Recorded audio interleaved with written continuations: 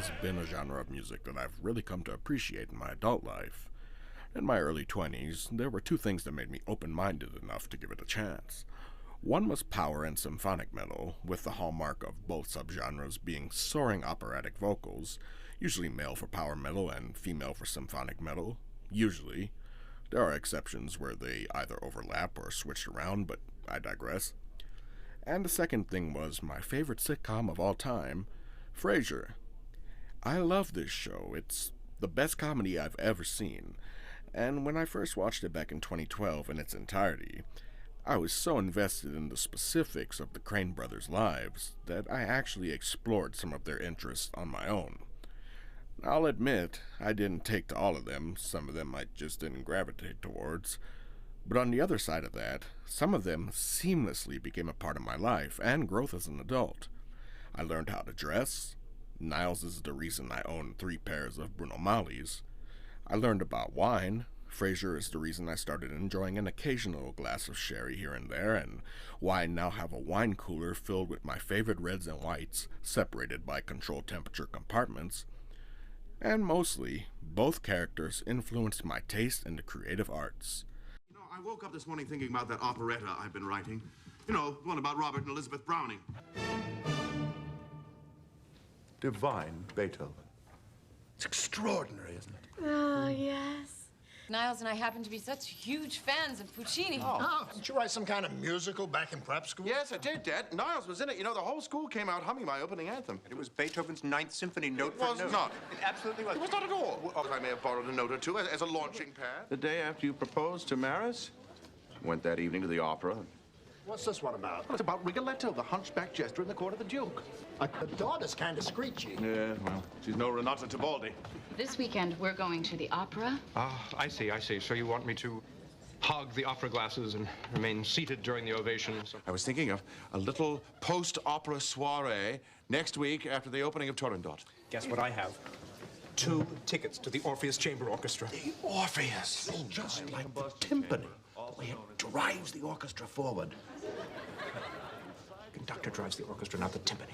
Connected by the Christian Yes, the conductor guides the orchestra. He's more like the steering wheel. Fancy seeing you here. Oh, I just came from the Opera House. Can you believe Don Giovanni is sold out? I wish I knew someone with a subscription. I know that song. Yes. Mozart Symphony Number 40. Molto Allegro. I've just bought this new recording for Niles. It is fantastic. I've never heard such string articulation. Oh. And we can't wait to see what magic you'll work with La Boheme. Take this call. Hello? Placido. Placido Domingo. Yes. I'm here with Frasier. I would hear names of classical composers like Puccini, Stravinsky, Stokowski, Tchaikovsky, works like La Boheme, Tosca, Carmen, and Rigoletto, and operatic heavyweights like Renata Tebaldi, Dietrich Fischer-Dieskau, and of course the trio that we're here to discuss today, the 3 tenors.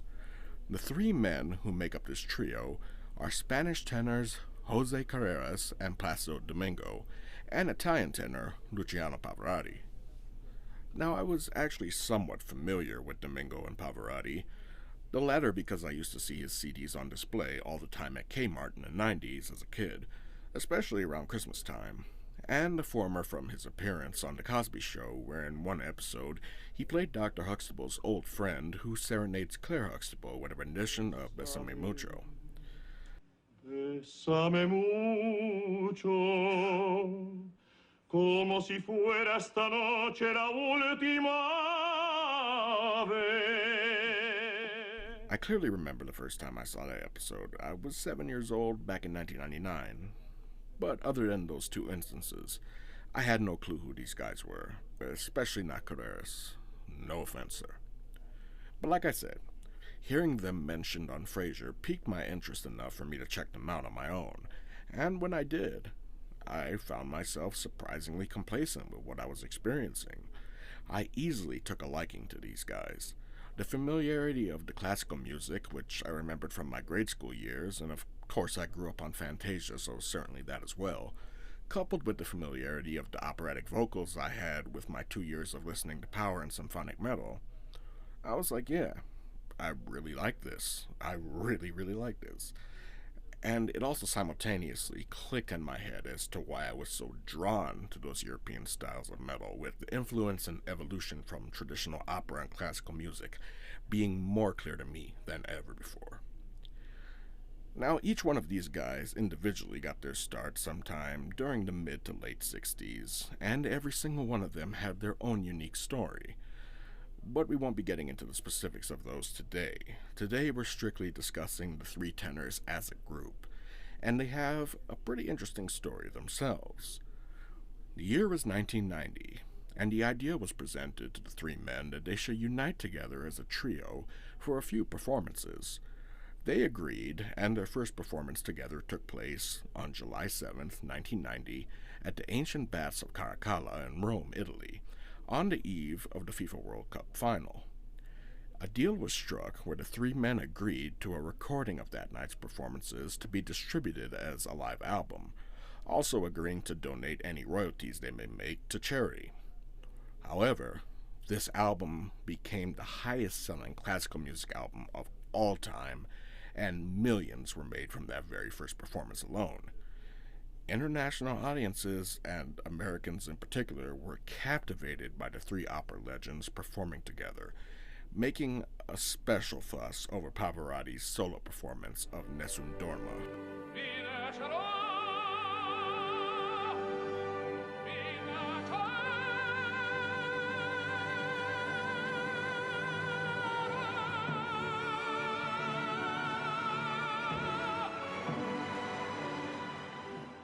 Before we go any further, I just have to get something off my chest.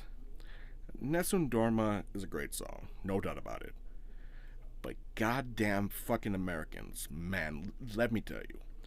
After Pavarotti's initial performance of that aria, every fucking Tom, Dick, and Harry in Hollywood who knew nothing about the culture of opera and classical music, but wanted to come off as being more sophisticated than they truly were, would play this goddamn fucking song. I know it may seem like I'm embellishing a bit, but trust and believe, I am not in the slightest. Every time there was a rich or sophisticated character or scene in a TV show or film, they would play goddamn Nessun Dorma, and it was always Pavarotti's rendition of the song. Every single time. And the thing is, this is still being done to this day. Now, I don't recall what they were off the top of my head at the moment, but I can tell you for sure that within the last 6 months, there were 2 specific instances in TV series I was currently watching, new TV series, where they committed this sin once again. Americans don't know who Pavarotti is as a legendary opera singer, know nothing about his career, but you can bet your bottom dollar they know goddamn Nessun Dorma. That's for fucking sure. There are so many better opera songs, even if you wanted to strictly stick to Pavarotti's renditions of them. Avucella, O Sole Mio, Pesce, Torna Sorrento, Maria Marie. So many other classics. Hollywood music directors, do better. Cut it out with the fucking Nessun Dorma already. It's been over 30 years now. Pick some better shit. But I digress. Sorry for going off on that tangent, but that's something I've been wanting to address for a long time now. It really rubs me the wrong way. Anyways, the three tenors were a wildly unexpected success, and although they didn't regret donating their royalties to charity, the fact that they were so successful meant that they were screwed out of millions and millions in royalties, leaving the three men a bit resentful towards their label, Decca Records, and rightfully so. Nevertheless, this newfound success convinced the three to continue under the Three Tenors moniker. They recorded several more live albums, a few of which I have in my own personal CD collection, and continued to perform several times in the coming years, including 3 further World Cups in 1994, 1998, and 2002. Now, the Three Tenors would continue on as a group for a total of 13 years, going on hiatus in 2003.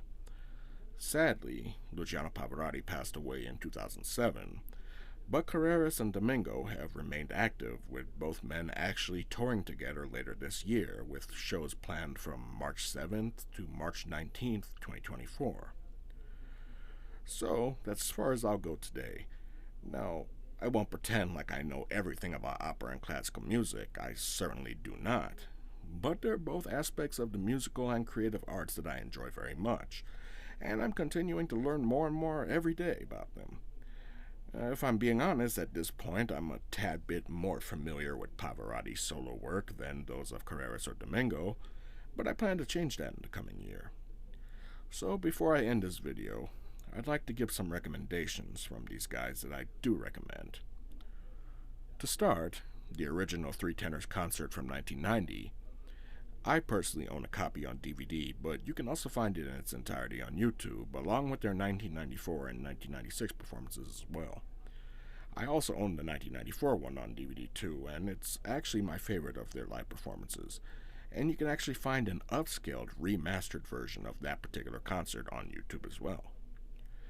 Next is the CD version of the 1994 performance, which I also own, and it's an excellent counterpart to the corresponding concert. And last are the two live solo performances from Pavarotti and Domingo. The first is Pavarotti's performance in a rendition of Giuseppe Verdi's Rigoletto, which was filmed as a live-action operatic stage play and released a home video. Sempre una labile, leggiadro viso, infiato il riso, e menzognero. It's the story of licentious Duke of Mantua. Mantua? I'm not sure if I'm saying that correctly, forgive me. His hunchbacked court jester, Rigoletto, and Rigoletto's daughter, Gilda. A curse is placed on both the Duke and Rigoletto by Count Monterone, whose daughter the Duke has seduced with Rigoletto's encouragement. The curse comes to fruition when Gilda falls in love with the Duke and sacrifices her life to save him from the assassin hired by her father. It's certainly a tragic story, but what opera isn't? I actually own a copy of this on Blu-ray, which I had to order as an import, but it's region-free, so anyone anywhere can watch it on any PS5 or PS4 or Blu-ray player, what have you. Now, there is a low-quality version of this on YouTube in its entirety, but trust me, if you're interested in checking this out, watch the Blu-ray version. It's only about $30 if you can find a copy, and the crisp, clean, pristine video quality and remastered audio is absolutely captivating to experience on a large screen TV with surround sound on. Believe me, there's nothing like it. And finally, we have Placido Domingo's performance in another Puccini opera, Tosca.